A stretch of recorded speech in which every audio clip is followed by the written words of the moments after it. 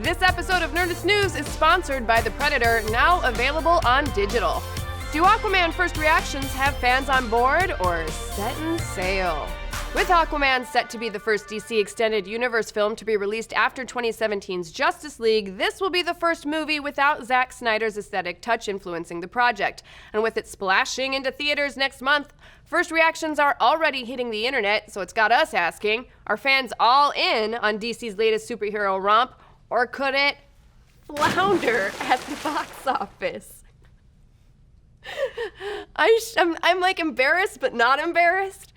Well, the social media embargo was lifted this week, and journalists who saw the film are finally letting their opinions be known on social media, and we're going to break down the good, the bad, and the fishy. But before we dive into the Aquaman First Impressions pool, I see what you did there again! You should know that today's episode of Nerdist News is going to be as spoiler-free as possible, but since we are covering people's reactions to the film, a few spoilery details might slip through, but we will warn you when they do. I dig it. With that out of the way, let's start off with the good. Co-host of the IGN Movies podcast Tom Jorgensen gave the film glowing praise, saying Aquaman is the best DC movie since The Dark Knight. Director James Wan delivers a swashbuckling epic full of big emotion, gorgeous undersea visuals, exciting action, and lots of laughs. WB should be handing the DCEU reins to James Wan because he's proven he can right the ship. That is one hell of a compliment, but come on. It can't be that good, can it? Oh, yeah, totally. Well, apparently it is. Screen Rant editor Andrew B. Dice thinks it really is that good. He tweeted, Aquaman is a breathtakingly beautiful, weird, badass, fun idea of a modern superhero fantasy anime and makes zero apologies. Second half's one cheer laugh after another. Imagine 80s Schwarzenegger starring in Hideo Kojima's Avatar and you're most of the way there. Now, the love train continued with co-host of the Picture Houses podcast Sam Clements, who tweeted, Aquaman is Avatar meets Jupiter Ascending with hints of The Lord of the Rings, Indiana Jones, and a AAA video game. Minor awesomeness spoiler here. 1, 2, 3, 4, 5. There's also an octopus who plays the drums.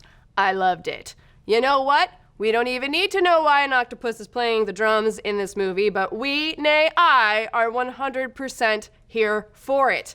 And the film star Jason Momoa got some love from fans too. Your mother always knew you were special. Sci-fi fangirls writer Jenna Bush tweeted, Aquaman was an absolute blast, from the charm of Momoa's Arthur Curry to the spectacular visuals to the fun that it was clear that everyone was having. It was exactly what I was hoping for, and I can't wait to see it again.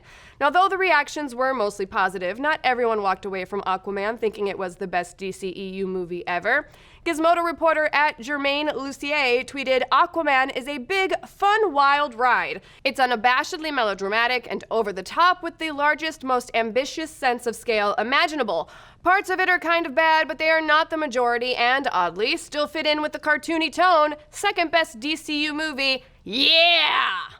And GameSpot senior entertainment editor Rogue Cheddar also let his opinion known, tweeting, saw Aquaman before Thanksgiving and had a week to think about it. It's flawed, but fun. Momoa and Patrick Wilson are absolute gems. Most of all, the movie is just flat out insane. I can't believe how big, creative, and crazy it gets. Gotta see it again. So, if the worst reaction we can find is someone saying this is the second best DCU movie and that it has a minor flaw or two, but they want to see it again, Warner Brothers is doing pretty great.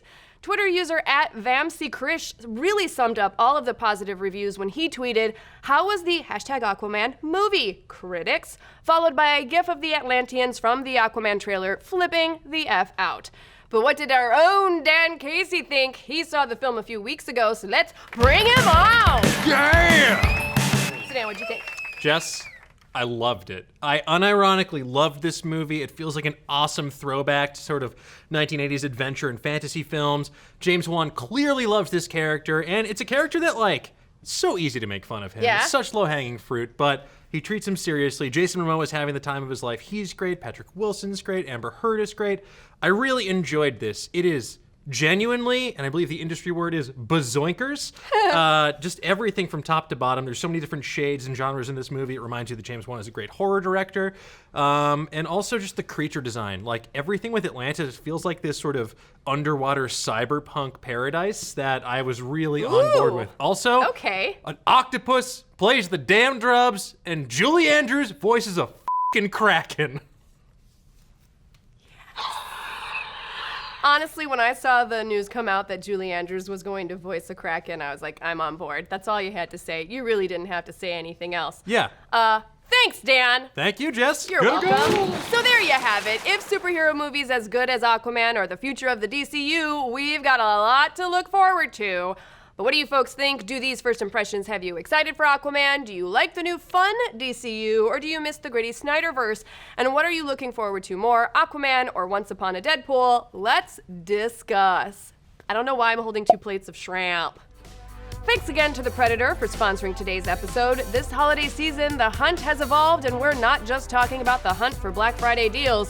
The Predator is out on digital today and Blu-ray December 18th, and it has over an hour of bonus content, including a behind-the-scenes look inside the evolution of the Predator. Get it for yourself or for your Predator-loving relatives.